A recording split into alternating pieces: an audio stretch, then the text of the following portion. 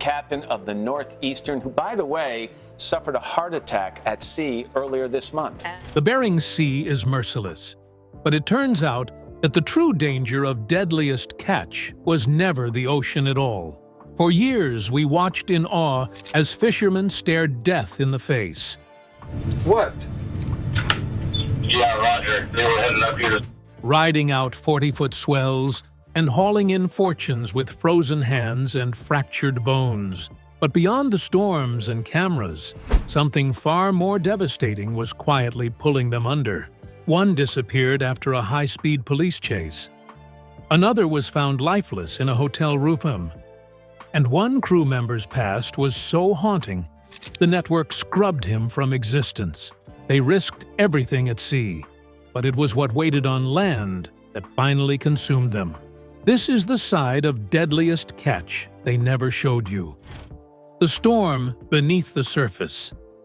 Deadliest Catch showed us the brutal beauty of crab fishing, but behind the cameras, many of its stars were fighting battles far more deadly than the Bering Sea. When Deadliest Catch first premiered on the Discovery Channel in 2005, it didn't take long for the show to stand out.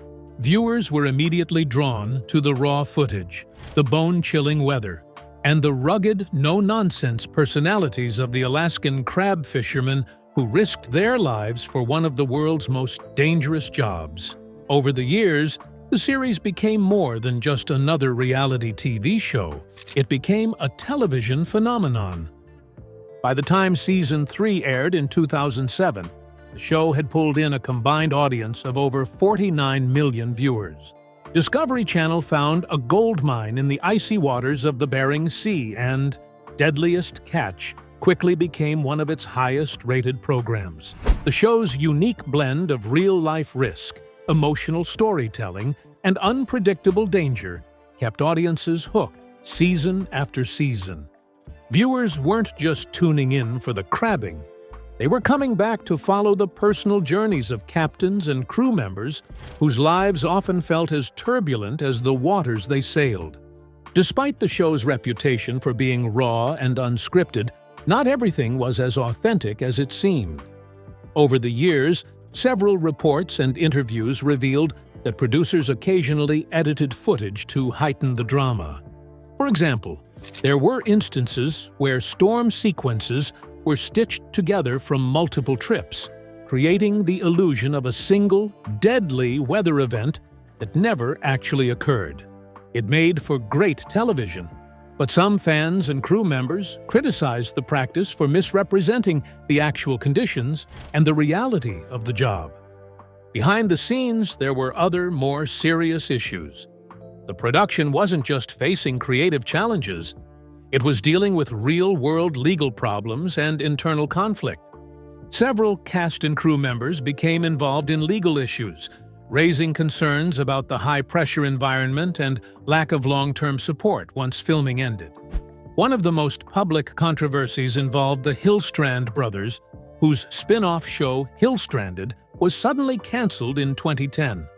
Discovery Channel later sued the brothers for $3 million, claiming they failed to complete work on the spin-off series. The brothers responded by threatening to leave Deadliest Catch altogether, creating major tension between the network and some of its most popular stars. Eventually, the lawsuit was settled out of court, but the incident exposed how fractured things had become behind the scenes. And as the series progressed, it became harder to separate the on-screen persona from the real person beneath the surface.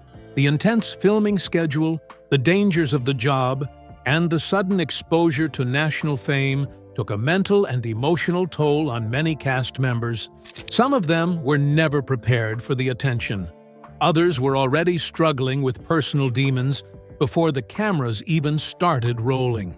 Working on the Bering Sea is not just physically exhausting, it's psychologically punishing. Fishermen face weeks of sleep deprivation, constant risk of injury or death, and extreme isolation from their families. Many crew members have reported experiencing symptoms of post-traumatic stress disorder After particularly grueling seasons, the danger is not just slipping overboard, it's the slow breakdown of mental health caused by extreme conditions and constant stress. In such a high-stakes environment, substance abuse becomes an easy escape. Many fishermen have turned to alcohol and various other substances to manage the physical and emotional pain. And when you add reality TV fame into the equation, the struggles only become more complicated. Fame can isolate people just as much as the sea can.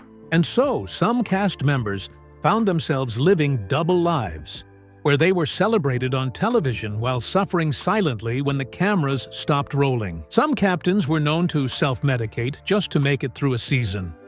Others admitted in later interviews that they were already struggling with addiction problems long before they ever appeared on TV.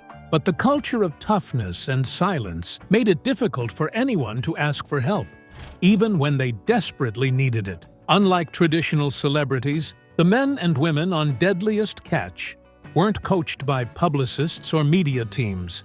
They didn't have handlers or PR agents. Most of them returned home to small towns and regular lives when filming wrapped. And for many, that transition was far from smooth.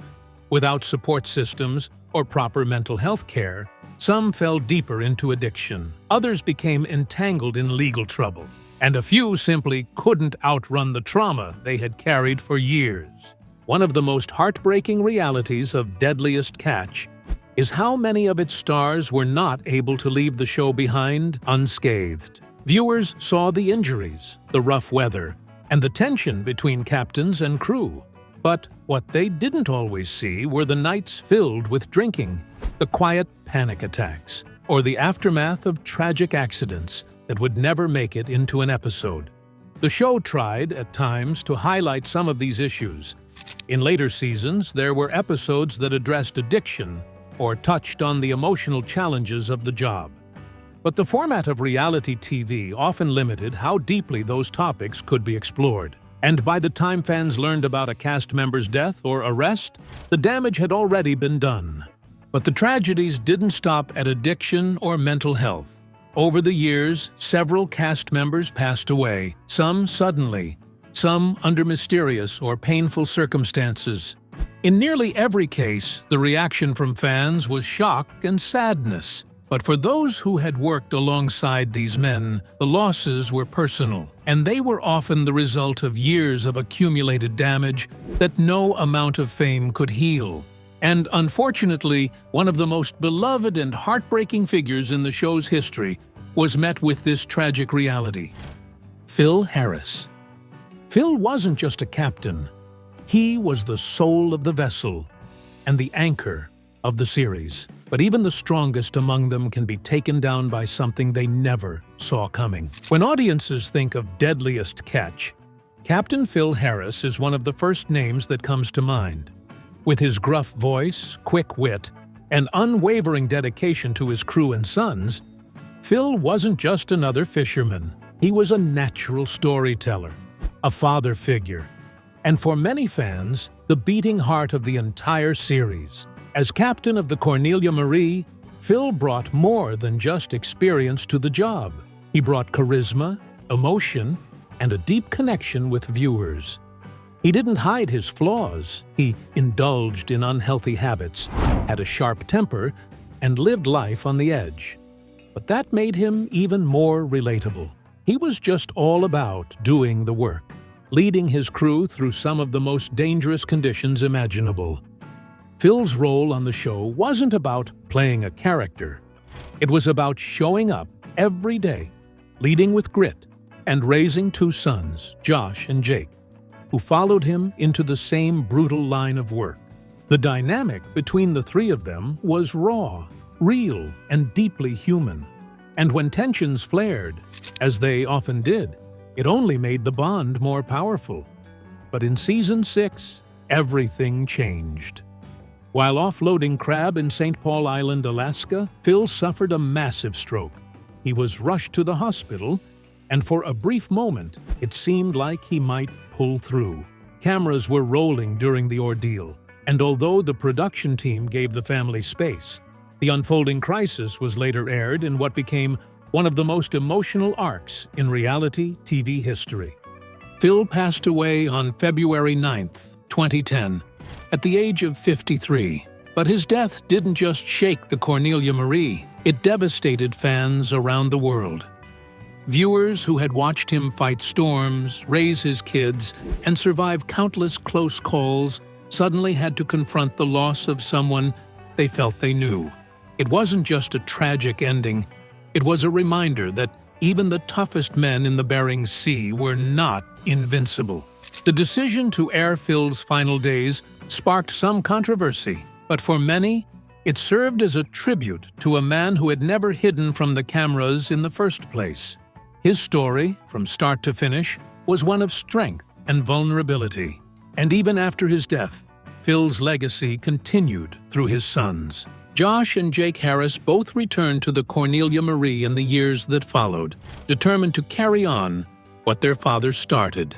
But honoring Phil's legacy wasn't easy, especially with the weight of public expectation, personal grief, and the harsh realities of the fishing industry pressing down on them. But sadly, Phil wouldn't be the only fan favorite whose life took a tragic turn. Nick McGlashan. Nick was loved by fans for his sharp instincts, relentless work ethic, and quick sense of humor. But most people didn't realize that beneath the deck, he was quietly fighting a storm that couldn't be seen on camera, and one he couldn't outrun. For years, Nick McGlashan was a familiar face aboard the Summer Bay, rising through the ranks to become a respected deck boss. Appearing in 78 episodes of Deadliest Catch, Nick was seen as one of the hardest-working men on the water. His sharp leadership, sarcastic charm, and ability to keep things moving in high-stress moments made him a favorite among both the crew and fans. But while Nick was helping guide others through the dangers of the Bering Sea, he was struggling with dangers of his own: addiction. The pressures of commercial fishing are intense. Long hours, extreme cold, the constant threat of injury or death, and prolonged time away from family. For some, the only way to cope with the physical and emotional weight is through substances. Nick later admitted that his addiction had reached a breaking point. He was drinking a half-gallon of vodka per day and other substances between his shifts. By 2017, his struggles had escalated to the point that producers had to intervene. He was suspended from the show, and many fans noticed his sudden absence during that period. But what wasn't fully visible on screen was just how serious his condition had become, and how close he had come to losing everything. Nick eventually entered rehab, and for a time, it looked like he had turned a corner. He eventually opened up about his battle with addiction, becoming an outspoken voice for recovery. In an interview, he said, "To say I was lost would be an understatement. I was broken and soulless. I was living without any hope of happiness. All I wanted was to stay loaded. Every bit of happiness stripped away by a powerful, cunning, and baffling disease." But his willingness to speak publicly gave hope to many others, silently struggling with similar issues. For a while, his story seemed like it might become one of redemption. But in December 2020, tragedy struck. Nick was found dead in a Nashville hotel room at the age of 33 after he overdosed. It was a crushing blow to the Deadliest Catch community and a sobering reminder that addiction doesn't go away overnight, even for those who fight hard to overcome it. In Season 17, the show aired a quiet and emotional tribute to Nick, honoring the work he had done and the person he was behind the scenes. His crewmates remembered him as someone who made the toughest days at sea more bearable, someone who loved deeply and worked harder than most. But like Nick, there was another crew member who carried the weight of legacy, addiction, and public pressure, and whose story also turned down a darker path: Jake Harris. Jake grew up on the deck of the Cornelia Marie and watched his father become a legend. But fame, grief, and addiction would drag Jake Harris into waters far more dangerous than the Bering Sea. As the younger son of Captain Phil Harris, Jake Harris was introduced to the world of crab fishing at an early age. Fans of Deadliest Catch first saw him during the show's early seasons, working alongside his father and brother aboard the Cornelia Marie. With a quiet demeanor and youthful energy, Jake quickly became a recognizable face among viewers. But behind the scenes, he was struggling with issues that began long before the cameras ever rolled. Jake's battle with addiction started during his high school years, when he reportedly began using certain substances following a skateboarding injury.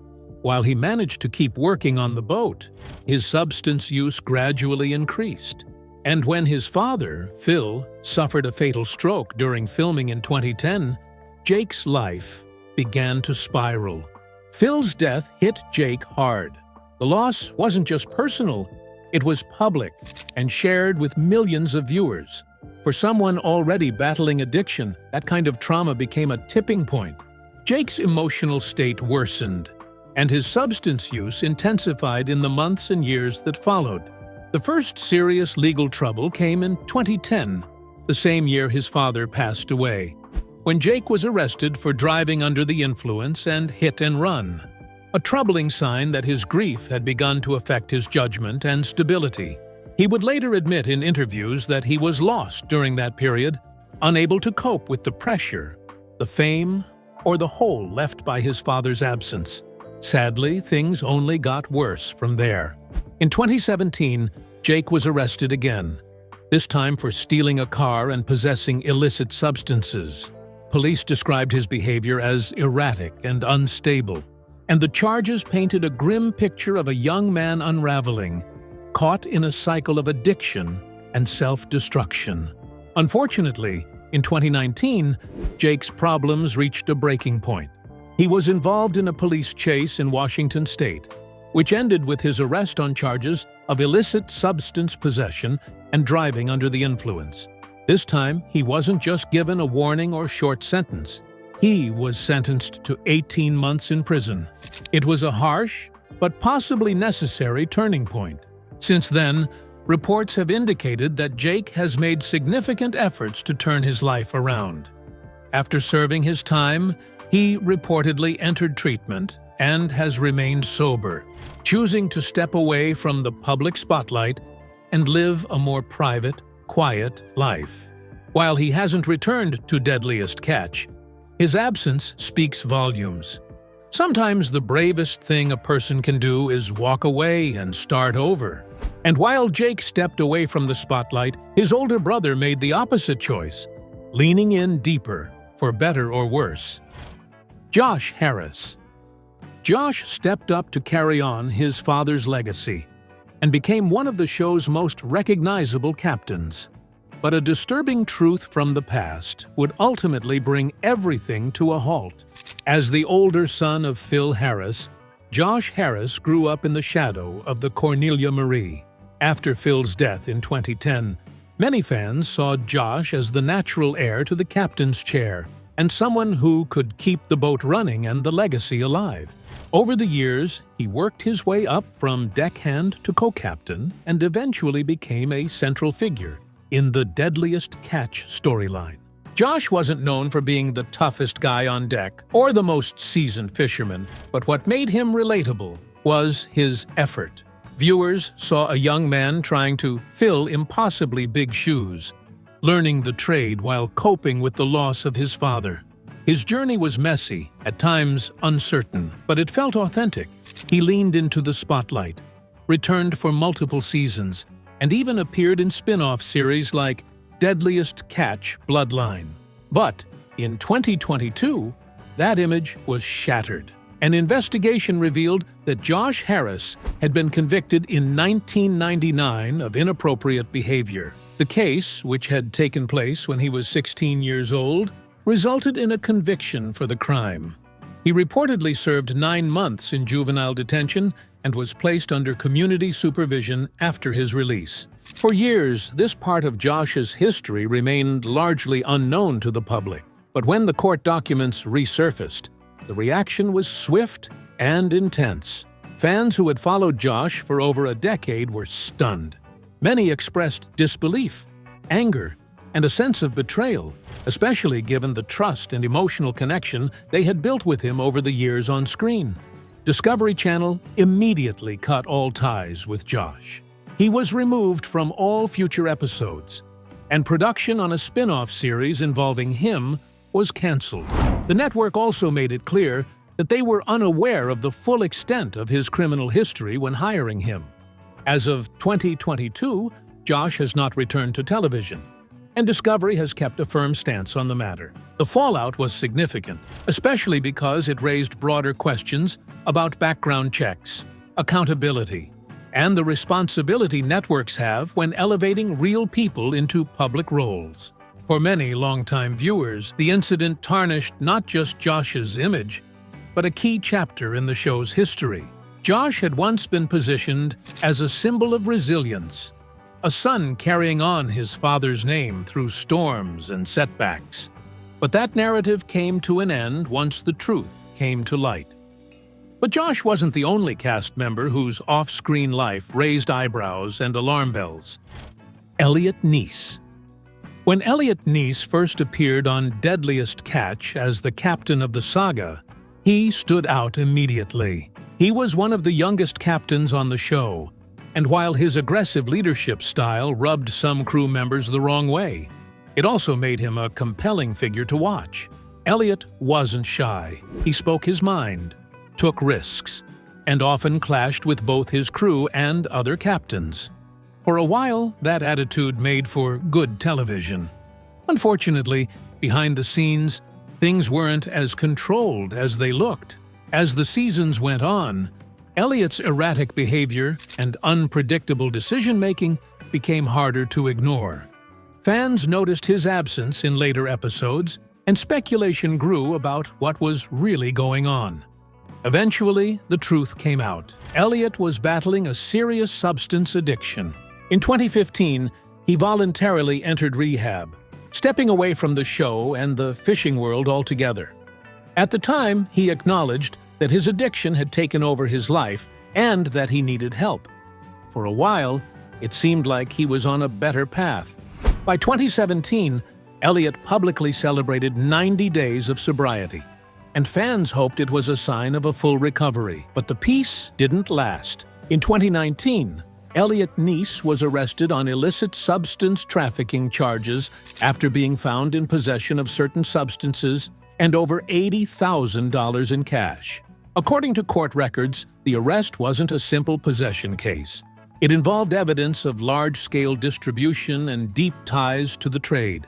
And it marked a significant fall from grace for someone who had once commanded his own vessel on national television. The legal consequences were severe. After multiple violations and court proceedings, Elliot was sentenced to federal prison in 2022. For fans who remembered his earlier days as a bold young captain, the news was hard to reconcile. He'd gone from running one of the fleet's most talked-about boats to serving time for serious crimes. But Elliot's story didn't end there. After serving his sentence, he was released in 2024. Since then, there have been reports, though not officially confirmed by Discovery, that he has returned to commercial fishing in some capacity. Whether it's a full comeback or a quiet return to life on the water remains to be seen. What's clear is that Elliot's path has been one of extreme highs and devastating lows.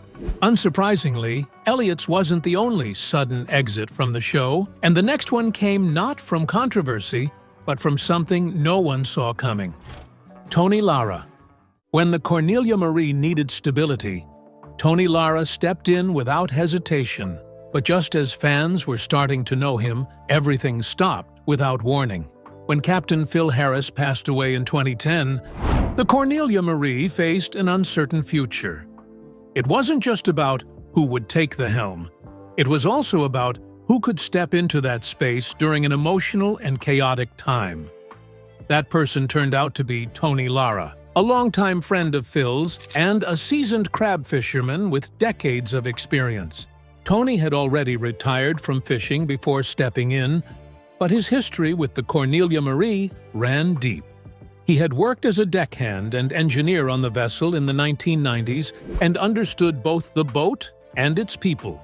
So when Josh and Jake Harris were trying to figure out their next move, Tony returned, not for fame, but to keep the operation and the crew on solid ground. Viewers appreciated his calm demeanor, no-nonsense leadership style, and ability to focus on the job without adding to the drama. In a season defined by grief and transition, Tony served as a steady hand. But just a few years later, in August 2015, tragedy struck. Tony Lara died unexpectedly at the age of 50 while attending the Sturgis motorcycle rally in South Dakota. He had reportedly suffered a massive heart attack in his sleep. The news shocked both fans and former crewmates, especially those who had worked closely with him during that emotionally charged season aboard the Cornelia Marie. Although Tony wasn't a major reality TV figure like some of the other captains, he was deeply respected within the fishing community. Colleagues described him as a mentor, someone who understood the job inside and out, but didn't need to yell or posture to command respect.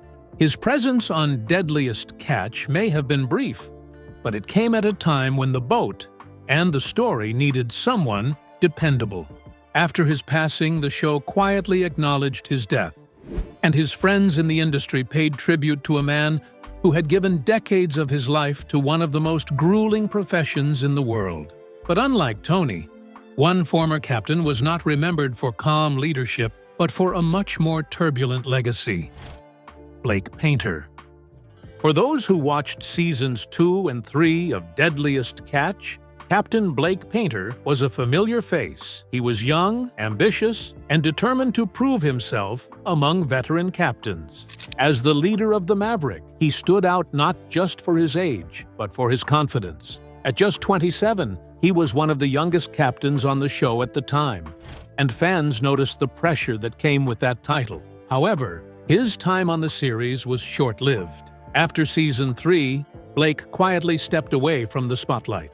Reports later suggested there were disagreements with producers and other cast members, and that the stress of being filmed constantly may not have suited him. Once off TV, Blake returned to a more private life in Astoria, Oregon, and faded from the public eye. But years later, in May 2018, Blake Painter made headlines again. This time under tragic circumstances. He was found dead in his home, just outside of Astoria, at the age of 38. Police were reportedly called after friends hadn't heard from him in several days. When officers entered the house, they found not just Painter's body, but a scene that raised deeper concerns. Multiple illicit substances were scattered nearby, and it was clear this wasn't a sudden accident. There were signs of a struggle with addiction. To those who had followed his brief career on the show, the news came as a shock, but local authorities confirmed that this wasn't Blake's first run-in with illicit substances. Just a few months prior, in January 2018, he had been arrested after a traffic stop where officers reportedly caught him in the act while driving. He was also in possession of illegal substances and had been awaiting trial at the time of his death. No foul play was suspected, and while an official toxicology report was never widely released, the combination of substances found near him painted a grim picture. Family and friends described him as someone who had struggled quietly, dealing with addiction issues that never made headlines until it was too late. Blake Painter's death wasn't as public as some of his former castmates, but it added to a growing list of Deadliest Catch alumni whose stories took a dark turn after the cameras stopped rolling. He was remembered by some in the fishing community as a strong and skilled captain who faced enormous pressure at a young age. Whether or not Deadliest Catch played a role in his downward spiral is impossible to say. But for many, his story was yet another reminder that the dangers faced by crab fishermen don't always end when they return to shore. Which name on this list hit you the hardest? Drop your answers in the comment section below. If you enjoyed this video, don't forget to click on the next video on your screen. Like this video, and subscribe to our channel for more updates.